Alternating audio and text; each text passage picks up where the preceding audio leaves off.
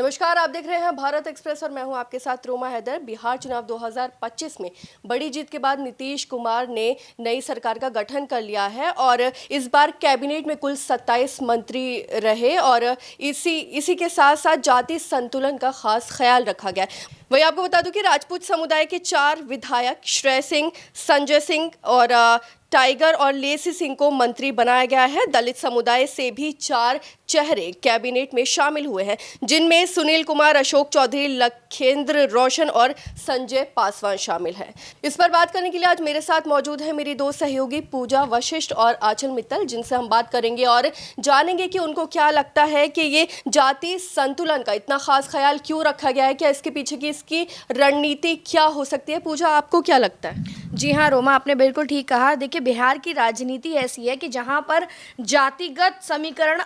कोई करे नहीं, लेकिन फिर भी निकलकर सामने आ जाता है। और इस बार का जो शपथ ग्रहण समारोह हुआ है, जिस पे हम बार बार लगातार चर्चा भी कर रहे थे, कहीं ना कहीं जाति का ध्यान रखा जाएगा। यही वजह है कि सबसे ज़्यादा 4 जो मंत्री हैं वो राजपूत में मिले हैं हमें, राजपूत समुदाय से। 4 ही दलितों को भी साधने के लिए 4 मंत्री दलित समुदाय से बनाए गए हैं। वैश्यों को भी साधने के लिए 4 मंत्री पद जो हैं वो वैश्य समुदाय को दिए गए हैं। वहीं बात करें भूमिहार की, तो भूमिहार बिहार की राजनीति में बहुत बड़ी भूमिका रखते हैं। यही वजह है कि 3 मंत्रियों को भूमिहार समुदाय से चुना गया है और उन्हें मंत्री पद की शपथ दिलाई गई है। कुशवाहा भी 3 है और साथ ही साथ महिलाओं का ध्यान रखा गया है, तो महिला में जो है 3 महिलाओं को मंत्री पद की शपथ दिलाई गई है। वहीं साथ ही मुस्लिम को भी बिहार में, आपको देखा होगा, जब आरजेडी जब भी बात करती है, राजनीति में जब बात की जाती है, तो कहा जाता है कि भाई जो तेजस्वी यादव हैं, ये जो आरजेडी है, वो कहीं ना कहीं मुस्लिम वोटरों को साधने की कोशिश में लगे हुए हैं, क्योंकि एक अच्छा खासा वोट बैंक जो है वो मुस्लिम मतदाता बिहार में रहते हैं। तो मुस्लिम भी एक मंत्री जो है उन्हें मुस्लिम समुदाय से आते हैं। तो कहीं ना कहीं बहुत अच्छी कोशिश है बिहार विधानसभा चुनाव के बाद जो हमें देखने को मिली है कि बीजेपी और जेडीयू ने, यानी कि पूरे एनडीए ने मिलकर के 202 सीटों का आंकड़ा जो है वो पार किया, यानी कि 243 में से 202 सीटें मिली। और फिर उसके बाद उन्होंने ये जो जीत हासिल की, उसके बाद मंत्री पद का जब विभाजन हुआ है, तो उसके बाद यही चीज़ निकल करके सामने आई है कि हर तबके को साधने की कोशिश की गई है, क्योंकि बिहार में जातिगत राजनीति, आप सामने से कहें या ना कहें, कहीं ना कहीं ये चीज़ सामने आती रहती है कि बिहार में जातिगत चीज़ों का ध्यान रखा जाता है, उन्हें साधने की कोशिश की जाती है, फिर चाहे वो वोट मांगने के टाइम पर हो या बाद में चुनाव या फिर मंत्री पद बांटने के लिए। और नीतीश कुमार जो कि बिहार के सीएम पद की शपथ ले ही ली है, रिकॉर्ड है कि वो 10वीं, भले ही 20 साल का उनका कार्यकाल है, लेकिन 10वीं बार उन्होंने मुख्यमंत्री पद की शपथ ली है। तो मुझे यही लगता है कि साथ साथ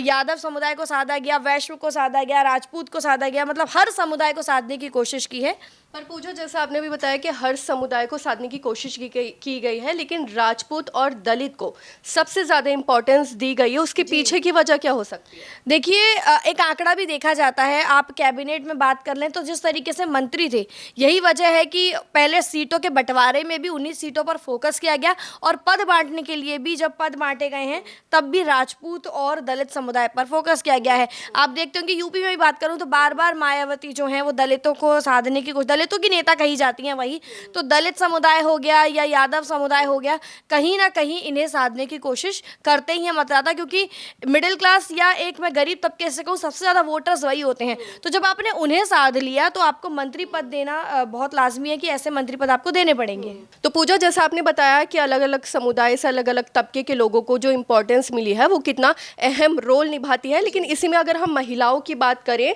तो महिला के लिए जो उन्होंने ये 2 मंत्री बनाए हैं वो कितना प्रभावी है सरकार के लिए? श्रेयसी सिंह हो या लेसी सिंह, उन्हें जगह दी गई है, और साथ ही साथ रमा निषाद को भी मंत्री पद मिला है। तो महिलाओं को साधने की बात की है, जैसे बात आ रही थी कि मैथिली ठाकुर को मिल सकता है कि मैथिली ठाकुर सबसे ज्यादा चर्चित। पहले भी कह रही थी कि मैथिली ने चुनाव लड़ा, पहले वो बीजेपी में शामिल हुई, महज 25 साल की हैं, और उसके बाद उन्होंने चुनाव लड़ा और उन्होंने जीत भी हासिल कर ली। तो कहीं ना कहीं ये सब लोग कह रहे थे कि अब मैथिली को हो सकता है मंत्री पद भी मिल जाए, लेकिन देखिए मंत्री पद के लिए मैथिली अभी बहुत छोटी हैं, उन्हें पहले एज अ नेता, एज अ विधायक काम करने की ज़रूरत है। मंत्री पद का कार्यभार संभालने के लिए हम कह सकते हैं कि उनकी उम्र बड़ी है, तो कहीं ना कहीं वो भी छोटे लेवल से शुरुआत करें। यही वजह है श्रेयसी सिंह जो हैं बिहार के इतने कद्दावर नेता हैं, उनकी बेटी हैं, फिर लेसी सिंह को भी जगह मिल रही है, रमा को भी मिल रही है, तो कहीं ना कहीं महिलाओं को साधने की भी कोशिश की है। बिल्कुल पूजा, आपने ठीक कहा कि मैथिली ठाकुर अभी बहुत छोटी है, जबकि लोगों को बहुत उम्मीद थी, क्योंकि खुद अमित शाह उनका प्रचार करने गए थे, उनके लिए प्रचार करने गए थे बिहार। लेकिन लोगों को बहुत उम्मीद भी थी कि शायद मैथिली ठाकुर को बनाया जाएगा, मंत्री बनाया जाएगा, लेकिन ऐसा नहीं हुआ, क्योंकि बीजेपी बहुत सोच समझ के मंत्री बनाती है और सिर्फ यही नहीं देखा जाता एक्सपीरियंस क्या रहा है, सारी चीज़, और वो बहुत नई है अभी इस पॉलिटिक्स में। ओवरऑल अगर सब चीज़ों को देखा जाए, जाति समीकरण को देखा जाए, महिलाओं को सीट मिलने के मुद्दे को देखा जाए, तो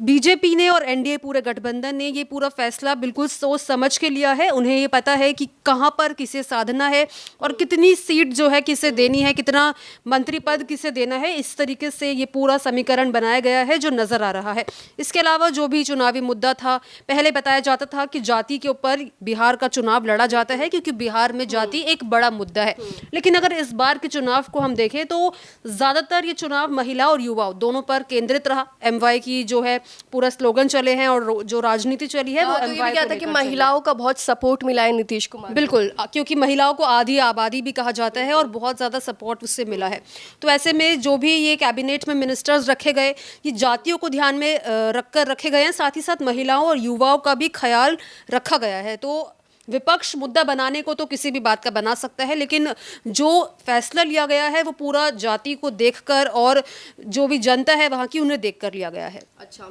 तो आंचल ने हमें बताया कि विपक्ष बना सकता है इसको मुद्दा, लेकिन जो फैसला लिया गया है वो जाति और जनता को देख के लिया गया है। आंचल मैं आपसे एक चीज़ और पूछना चाहूँगी कि बीजेपी ने बहुत नए चेहरे भी शामिल किए हैं, तो आपको लगता है कि इनके कार्यशाला में क्या डिफरेंसेस, क्या बदलाव आ सकते हैं बीजेपी एक चीज़ और सॉरी, क्योंकि देखा जाता है कि लोगों को पुराने चेहरों पे ज़्यादा भरोसा होता है, लेकिन अभी नए चेहरे एकदम से उनको ज्वाइन करवाया गया है, तो इससे क्या इफेक्ट पड़ेगा? जी बिल्कुल रोमा, आपने एकदम ठीक सवाल पूछा कि बीजेपी हमेशा ही पुराने चेहरों को, मतलब जैसे कि आपने कहा कि पुराने चेहरों पर लोग ज़्यादा विश्वास रखते हैं, लेकिन बीजेपी एक ऐसी पार्टी है कि अक्सर नए चेहरों को वो मौका देती है, फिर चाहे वो मुख्यमंत्री पद पर हो या फिर अभी कैबिनेट में भी जिस तरीके से देखने को मिल रहा है कि कई नए चेहरों को मौका दिया गया। अब उन्हें जो मौका दिया गया है, देखा जाए तो उनके काम के बेसिस पर ही दिया गया है। जो भी उन्होंने चुनाव प्रचार किया उसके अकॉर्डिंग दिया गया है, जितनी मेहनत उन चेहरों ने की उस अकॉर्डिंग दिया गया है। तो कहीं ना कहीं पार्टी को क्रेडिबिलिटी पहले से पता होती है कि जो भी कॉन्टेस्टेंट है, जिसको हम चेहरा दे रहे हैं, बना रहे हैं और जिसको मंत्री परिषद में हम डाल रहे हैं, कैबिनेट में डाल रहे हैं, तो कहीं ना कहीं पार्टी को क्रेडिबिलिटी पता होती है, तभी उन्हें ये मौका दिया जाता है। तो कहीं ना कहीं जनता को भी विश्वास पूरा होगा कि जो भी ये नेता चुने गए हैं वो अच्छे से काम करेंगे, और विधायक तो पूरे बिहार में रहने ही वाले हैं। तो बीजेपी ने जो भी ये फैसला लिया है बिल्कुल सोच समझ के लिया है, और जनता को अगर ये लोग काम करेंगे तो विश्वास भी होगा। हालांकि अगर जेडीयू की हम बात करें तो सभी पुराने चेहरों को नीतीश कुमार साथ लेकर जा रहे हैं। जो भी मंत्री जेडीयू के कैबिनेट में शामिल हुए हैं सभी पुराने चेहरे हैं। तो पूजा, मैं आपसे एक आखिरी सवाल पूछना चाहूँगी कि ये जो भी मंत्री अभी सेलेक्ट किए गए, बनाए गए, क्या ये जनता के जो उम्मीदें हैं उन पे खरे उतरेंगे? जी बिल्कुल, देखिए अभी तो हम ये कैसे कह सकते हैं कि खरे उतरेंगे, लेकिन कहीं ना कहीं इतना मतलब बहुमत में सरकार जो आई है हमारी, मतलब कि 243 में से 202 सीटें मिली हैं, तो कहीं ना कहीं जो गठबंधन की सरकार थी, यानी कि जेडीयू और बीजेपी ने मिलकर जो गठबंधन किया, एक एनडीए जो फ्रेम हुआ है, चाहे वो चिराग पासवान की पार्टी हो या फिर हम हो, तो कहीं ना कहीं जनता जो है वो इस गठबंधन को पसंद कर रही है, तभी इतना बढ़िया जनादेश मिला है। तो भरोसा है, और मुझे लगता है जो छोटे मोटे मुद्दे हैं, चाहे शराबबंदी पे और ज़्यादा नीतीश सरकार को टाइट होने की ज़रूरत हो, या फिर महिलाओं के लिए योजनाओं की बात हो, या फिर युवाओं को रोज़गार की बात हो, गरीब तबके के लिए घर या अन्य चीज़ों की बात हो, तो मुझे लगता है गरीब जनता हो या आम जनता हो, या मतलब कैसे भी लोग, जनता बेसिकली जनता ही वो